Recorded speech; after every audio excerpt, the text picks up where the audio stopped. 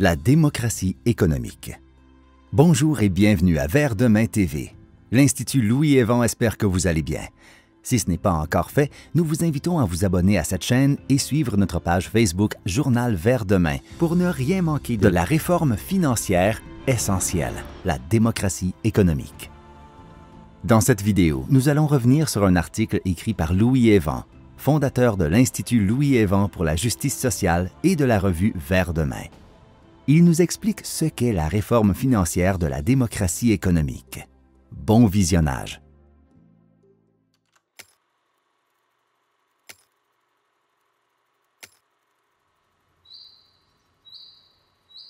Nos ancêtres ne disposaient que du labeur humain, de la force animale et de quelques outils simples pour survivre.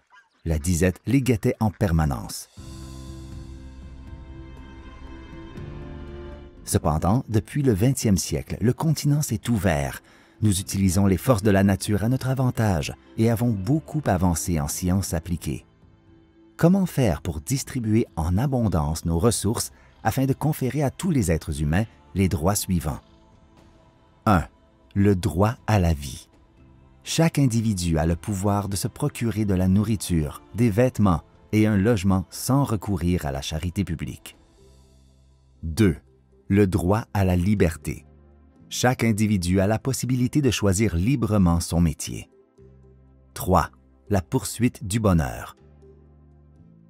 Chaque individu a la liberté d'effectuer des activités qui l'épanouissent sur le plan personnel. Tout d'abord, établissons certaines bases. Qu'est-ce que la démocratie économique? La démocratie économique, aussi appelée crédit social, n'a rien à voir avec le système de contrôle et d'espionnage appliqué actuellement en Chine communiste. Il s'agit en réalité de propositions financières établies par l'ingénieur écossais Clifford Hugh Douglas et enseignées par Vers Demain depuis 1939. Ce mouvement a été créé afin de proposer des solutions face au chômage qui ne résulte pas de la saturation des besoins, mais du manque de distribution des produits et services. La production ne marche que selon les commandes qu'elle reçoit et les commandes sont conditionnées par le pouvoir d'achat du consommateur. La démocratie économique présente un plan étudié, poli et protégé pour combler en tout temps l'écart entre les prix des produits offerts aux consommateurs et la quantité d'argent que ceux-ci veulent dépenser. C'est un système qui n'admet ni inflation ni déflation. Il maintient automatiquement et mathématiquement l'équilibre entre la production et le pouvoir d'achat. Il dompte la monnaie et la met au service de l'homme afin qu'elle remplisse sa fonction. L'écoulement de la production et la satisfaction du consommateur dans la mesure où les ressources naturelles et industrielles soient respectées. Outre cet équilibre, la démocratie économique embrasse aussi dans ses propositions la suppression de l'indigence, la garantie sociale de la sécurité économique de l'individu.